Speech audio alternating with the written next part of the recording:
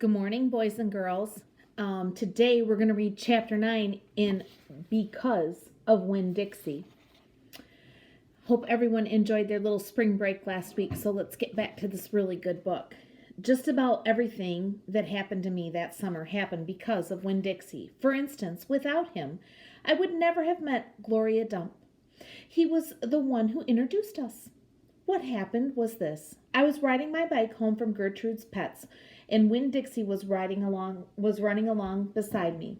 We went past Dunlap and Stevie Dewberry's house, and when Dunlap and Stevie saw me, they got on their bikes and started following me. They wouldn't ride with me. They just rode behind me and whispered things that I couldn't hear. Neither one of them had any hair on his head, because their mama shaved their heads every week during the summer because of the one time Dunlap got fleas in his hair from their cat, Sadie. And now they look like two identical bald-headed babies, even though they weren't twins. Dunlap was 10 years old like me, and Stevie was 9, and tall for his age.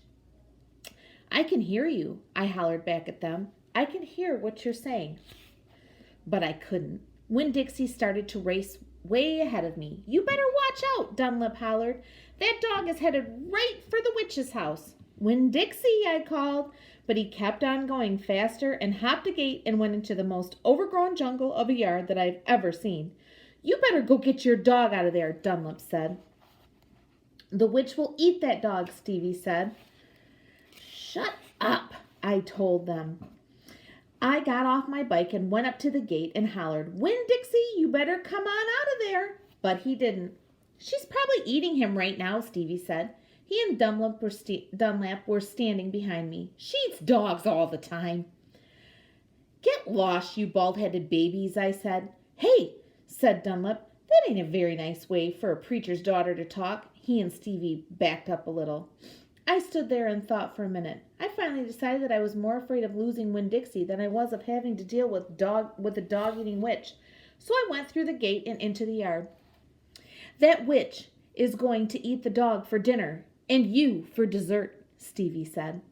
"Well, tell the preacher what happened to you," Dunlap shouted after me. By then, I was deep in the jungle. There was every kind of thing growing everywhere. There were flowers and vegetables, trees and vines. "Winn Dixie," I said. "Hey, hey, hey," I heard.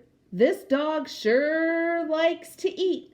I went around a really big tree and all covered in moss, and there was Winn Dixie. He was eating something right out of the witch's hand. She looked up at me. "The dog sure likes peanut butter," she said. "You can always trust a dog that likes peanut butter." She was old with crinkly brown skin. She had on a big floppy hat with flowers all over it, and she didn't have any teeth, but she didn't look like a witch. She looked so nice, and Winn Dixie liked her. I could tell. "I'm sorry he got in your garden," I said. "You ain't got to be sorry," she said. "I enjoy a little company." "My name's Opal," I told her. "Well, my name's Gloria Dump," she said. "Ain't that a terrible last name, Dump?"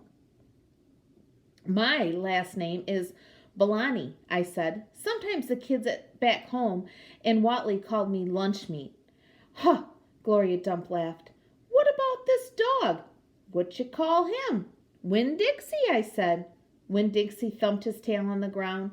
He tried smiling, but it was hard with his mouth all full of peanut butter. "Winn Dixie," Gloria Dump said. "You mean like the grocery store?"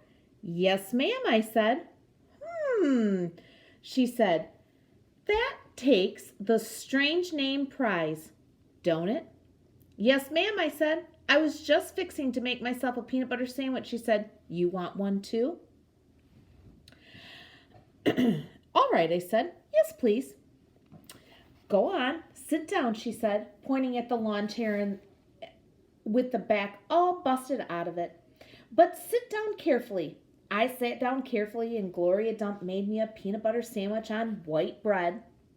Side note, Mrs. Sterling loves peanut butter sandwiches on white bread. Then she made one for herself and put her false teeth in to eat it. When she was done, she said to me, "You know, my eyes ain't too good at all. I can't see nothing but the general shape of things. So I got to rely on my heart. Why don't you go and tell me everything about yourself so I can see you with my heart?" And because Winn Dixie was looking up at her like she was the best thing he had ever seen, and because the peanut butter sandwich had been so good, and because I had been waiting for a long time to tell some person everything about me, I did.